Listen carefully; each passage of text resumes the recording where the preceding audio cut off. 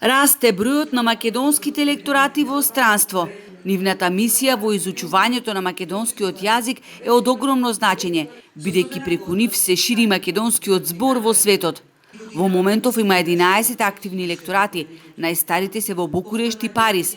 Најголем број студенти имаат лекторатите во Истанбул и Риека.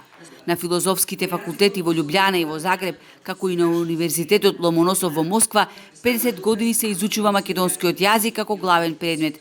Пред 2 години беше испратен и првиот лектор по македонски јазик на Универзитетот за странски јазици во Пекинг, а лани започна со работа и лекторатот во Тирана. Ректорката на најголемиот и најстар универзитет во земјава, Свети Кирил и Методи, соопшти дека веќе се завршени конкурсите за ангажирање на лектори во словачкиот град Нитра, а после 15 години е возобновен лекторатот во Неапол.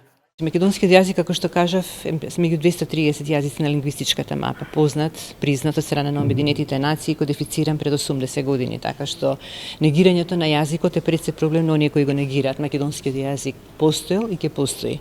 Универзитетот Кирил и Методи како државотворен универзитет на македонски јазик, секогаш со целиот свој научен капацитет, ќе стои во поддршка и промоција на македонскиот јазик.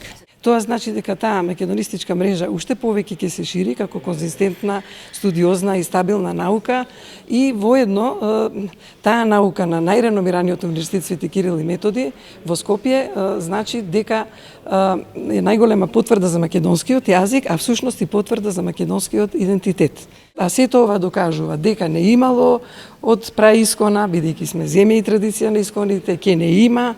Инаку стотици студенти го изучуваат македонскиот јазик во странство, а се зголемува и бројот на млади кои сакаат да изучуваат македонистиката во земјава. Всушност не е само наша професија да продолжиме да го негуваме и промовираме македонскиот јазик, тоа е и наша мисија.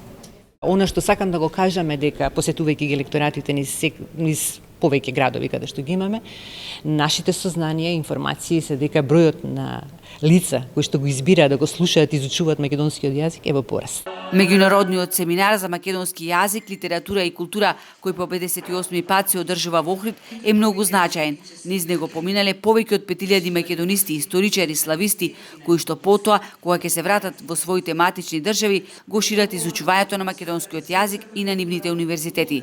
Овој семинар е расадник на кадри, додаваат двете еминентни професорки.